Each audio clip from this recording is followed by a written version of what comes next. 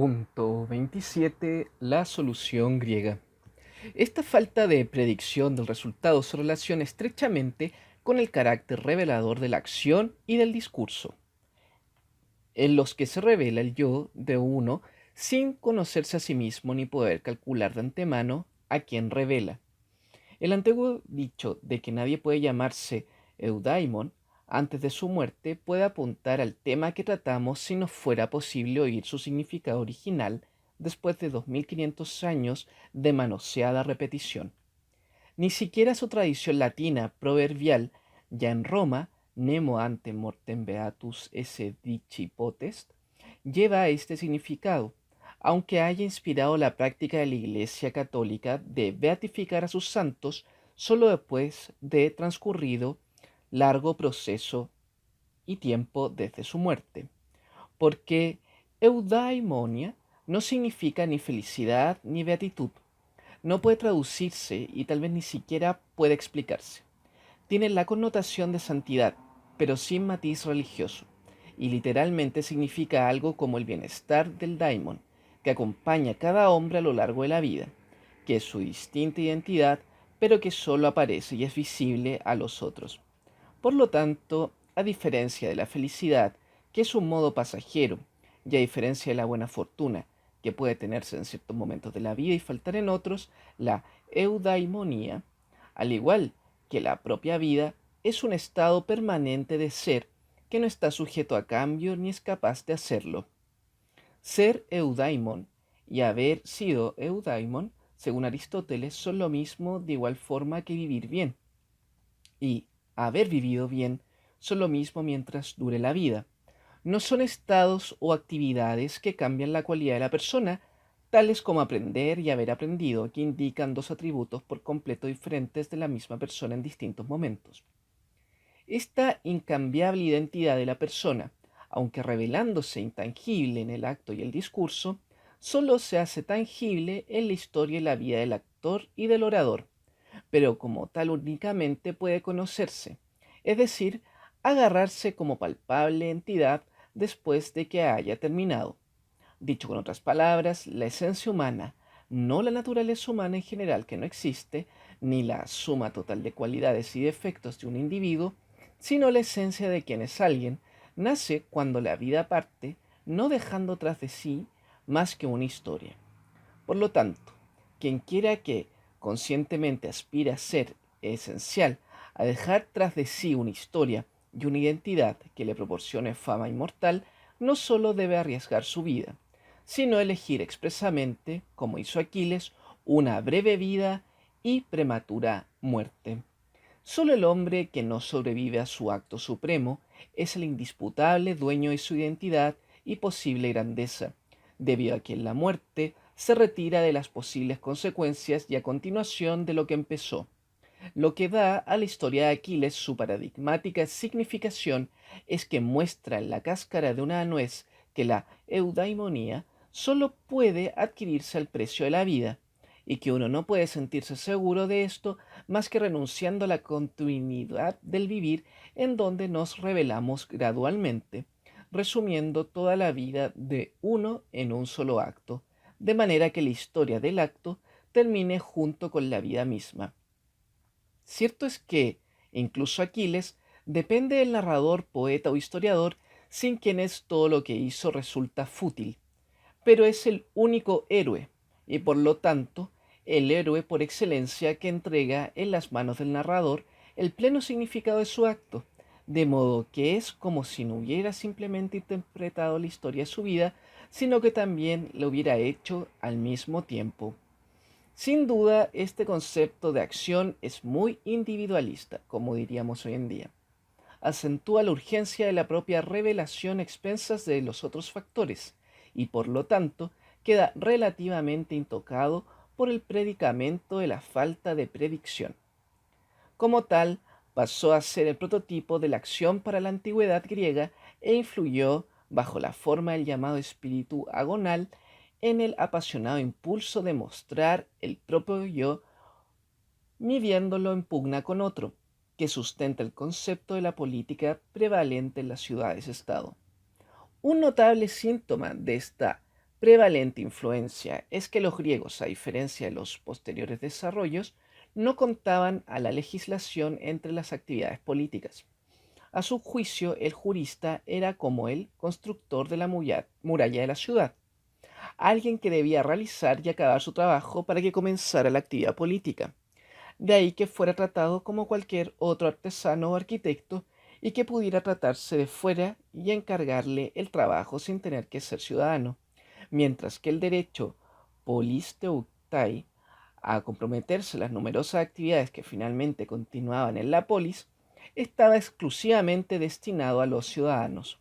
Para estos, las leyes, como la muralla que rodeaba la ciudad, no eran resultados de la acción, sino producto del hacer.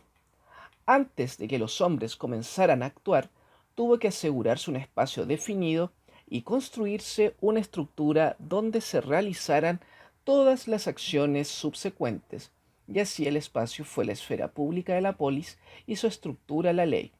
El legislador y el arquitecto pertenecían a la misma categoría.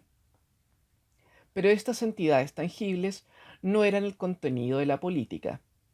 Ni Atenas era la polis, sino los atenienses, y no imponían la misma lealtad que la del tipo romano del patriotismo.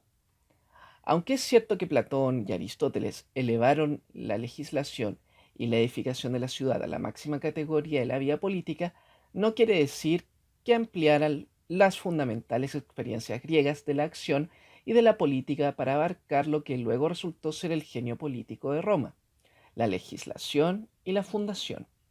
La escuela socrática, por el contrario, recurrió a estas actividades, que eran prepolíticas para los griegos, ya que deseaba volverse contra la política y la acción.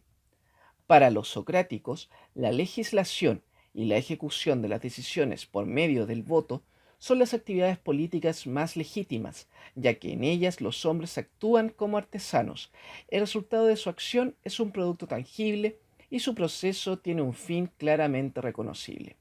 Ya no es, o mejor dicho, aún no es acción, praxis propiamente hablando, sino fabricación, poiesis, lo que prefieren debido a su gran confiabilidad. Es como si hubieran dicho que si los hombres renunciaran a su capacidad para la acción, con su futilidad, ilimitación e inseguridad de resultado, pudiera existir un remedio para la fragilidad de los asuntos humanos. ¿Hasta qué punto este remedio puede destruir la propia substancia de las relaciones humanas? Lo podemos ver en uno de los raros casos en que Aristóteles saca un ejemplo de actuación a partir de la esfera de la vida privada, en la relación entre el benefactor y la persona que recibe.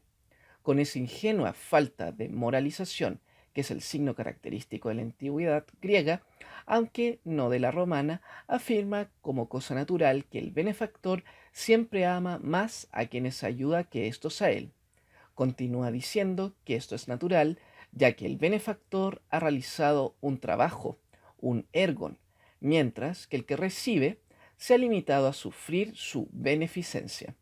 El benefactor, según Aristóteles, ama su trabajo, la vida del que recibe lo que él ha hecho, como el poeta ama su poema y recuerda a sus lectores que el amor del poeta hacia su obra apenas es menos apasionado que el de la madre por sus hijos. Esta explicación muestra con claridad que la actuación la ve en términos de fabricación y su resultado, la relación entre los hombres, en términos de trabajo realizado a pesar de sus intentos de distinguir entre acción y fabricación, praxis y poiesis. En dicho ejemplo queda perfectamente claro que esta interpretación, aunque sirva para explicar psicológicamente el fenómeno de la ingratitud al dar por sentado que tanto el benefactor como quien recibe están de acuerdo en interpretar la acción en términos de fabricación, que realmente estropea a la acción y a su verdadero resultado, la relación ha de establecerse. El caso del legislador es menos adecuado para nosotros debido a que el concepto griego de la tarea y el papel del legislador en la esfera pública resulta extraño por completo al nuestro. En cualquier caso, el trabajo, tal como la actividad del legislador en el concepto griego, puede convertirse en el contenido de la acción solo bajo la condición de que no es deseable o posible la acción posterior. Y la acción solo puede resultar un producto final bajo la condición de que se destruye su auténtico, no tangible y siempre frágil significado. El original y prefilosófico remedio griego para esta fragilidad fue la fundación de la polis. Esta, como surgió y quedó enraizada en la experiencia griega de la prepolis y en la estima de lo que se hace que valga la pena para los hombres vivir juntos, Sisen, es decir, el compartir palabras y hechos, tenía una doble función. En primer lugar, se destinó a capacitar a los hombres para que realizaran de manera permanente, si bien bajo ciertas restricciones, lo que de otro modo solo hubiera sido posible como extraordinario e infrecuente empresa que les hubiera obligado a dejar sus familias. Se suponía que la polis multiplicaba las ocasiones de ganar fama inmortal, es decir, de multiplicar las oportunidades para que el individuo se distinga, para que muestre con hechos y palabras quién es en su única distinción. Una de las razones, si no la principal, del increíble desarrollo del genio en Atenas, al igual que de la no menos sorprendente rápida decadencia de la ciudad-estado, fue precisamente que desde el principio hasta el final su primer objetivo fue hacer de lo extraordinario un caso corriente de la vida cotidiana. La segunda función de la polis, de nuevo muy en relación con los azares de la acción experimentados antes de que ésta cobrara existencia, era ofrecer un remedio para la futilidad de la acción y del discurso, porque las oportunidades de que un hecho merecedor de fama no se olvidara de que verdaderamente se convirtiera en inmortal no eran muy grandes. Homero no fue solo un brillante ejemplo de función política del poeta y por lo tanto el educador de toda la Helade. El mismo hecho de que una empresa tan grande como la guerra de Troya pudiera haberse olvidado de no haber existido un poeta que la inmortalizara varios centenares de años después, ofrecía un excelente ejemplo de lo que le podía ocurrir a la grandeza humana si para su permanencia solo se confiaba en los poetas. Aquí nos interesan las causas históricas que determinaron el nacimiento de la ciudad-estado. Los griegos dejaron muy claro lo que pensaban de ella y de su raison d'être. La polis, si confiamos en las famosas palabras de Pericles en la oración fúnebre, garantizaba a quienes obligaran a cualquier mar y tierra a convertirse en escenario de su bravura, que ésta no quedaría sin testimonio y que no necesitaría ningún Homero ni cualquier otro que supiera hacer su elogio con palabras. Sin ayuda de otros, quienes actuaran podrían asentar el imperecedero recuerdo de sus buenas o malas acciones, inspirar admiración en el presente y en el futuro. Dicho con otras palabras, la vida en común de los hombres en la forma de polis parecía asegurar que la más fútil de las actividades humanas, la acción y el discurso, y el menos tangible y más efímero de los productos hechos por el hombre, los actos e historias que son su resultado, se convertirían en imperecederos. La organización de la polis, físicamente asegurada por la muralla que la rodeaba y fisionómicamente garantizada por sus leyes, para que las siguientes generaciones no cambiaran su identidad más allá del reconocimiento, es una especie de recuerdo organizado. Asegura el actor mortal que su pasajera existencia y fugaz grandeza nunca carecerá de la realidad que procede de que a uno lo vean, le oigan y, en general, aparezca ante un público de hombres, realidad que fuera de la polis duraría el breve momento de la ejecución y necesitaría de Homero y de otros de su oficio para que la presentaran a quienes no se encontraban allí. Según esta autointerpretación, la esfera política surge de actuar juntos, de compartir palabras y actos. Así la acción no solo tiene la más íntima relación con la parte pública del mundo común a todos nosotros, sino que es la única actividad que la constituye. Es como si la muralla de la polis y las fronteras de la ley se trazaran alrededor de un espacio ya existente que, no obstante, sin tal estabilizadora protección, pudiera no perdurar, no sobrevivir al momento de la acción y del discurso.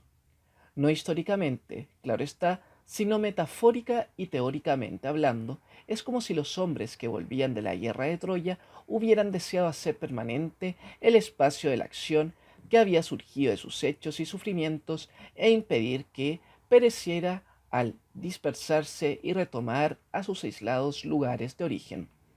La polis, propiamente hablando, no es la ciudad-estado en su situación física, es la organización de la gente tal como surge de actuar y hablar juntos, y su verdadero espacio se extiende entre las personas que viven juntas para este propósito sin importar dónde estén. A cualquier parte que vayas, serás una polis. Estas famosas palabras no solo se convirtieron en el guardián fiel de la colonización griega, sino que expresaban la certeza de que la acción y el discurso crean un espacio entre los participantes que pueden encontrar su propia ubicación en todo tiempo y lugar. Se trata del espacio de aparición en el más amplio sentido de la palabra, es decir, el espacio donde yo aparezco ante otros como otros aparecen ante mí, donde los hombres no existen meramente como otras cosas vivas o inanimadas, sino que hacen su aparición de manera explícita. Este espacio no siempre existe, y aunque todos los hombres son capaces de actos y palabras, la mayoría de ellos, como el esclavo, el extranjero y el bárbaro en la antigüedad, el laborante o artesano antes de la época moderna, el hombre de negocios en nuestro mundo, no viven en él. Más aún, ningún hombre puede vivir en él todo el tiempo. Estar privado de esto significa estar privado de realidad, que humana y políticamente hablando es lo mismo que aparición.